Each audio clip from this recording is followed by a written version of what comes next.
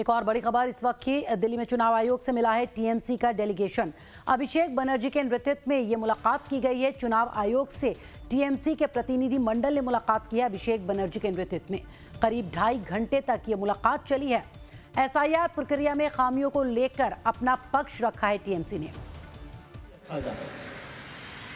तो हमारे डेलीगेशन ने जाके ये रिक्वेस्ट किया कि 85 के ऊपर अगर पोस्टल बैलेट में वोट लिया जा सकता है तो हियरिंग क्यों नहीं घर जाके आप क्या कर सकते हैं।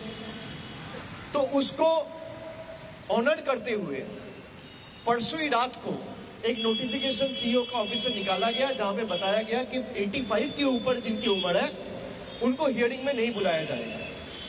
लेकिन हमने कल एक डेलीगेशन गया था सीईओ के ऑफिस में, और आज हम 10 लोग चीफ इलेक्शन कमिश्नर को भी रिक्वेस्ट किया है कि 60 के ऊपर जिसका उम्र है, मान लीजिए जिसका मेडिकल कंडीशन है, जिसका तबीयत ठीक नहीं है, जिसको कोमॉर्बिडिटी है, या दिव्यांग जो लोग हैं, पर्सन विद डिसेबिलिटीज, जिसको मूव करने में दिक्कत है, व्हील चेयर में बैठते हैं, इन लोगों को इस हियरिंग प्रोसेस में बुलाकर हैरेस ना किया जाए। तो उन्होंने ये कहा है कि मैं इसको देखूंगा, चर्चा करूंगा।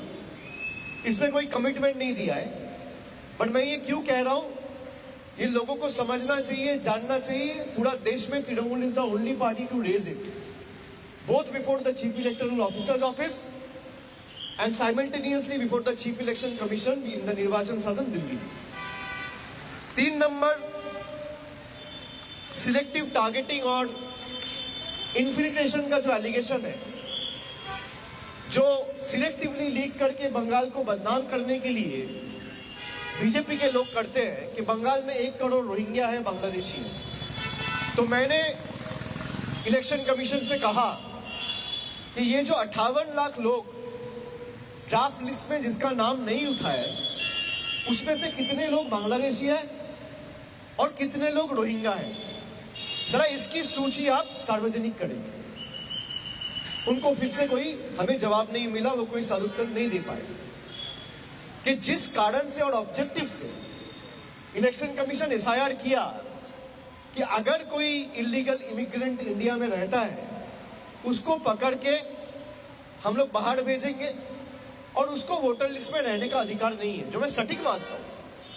लेकिन ये 58 लाख लोग जिसका नाम ये सूची से निकाला गया या डिलीट किया गया, इस 58 लाख लोगों में कितने लोग बांग्लादेशी है और कितने लोग रोहिंग्या है, इसका सूची जारी होना चाहिए।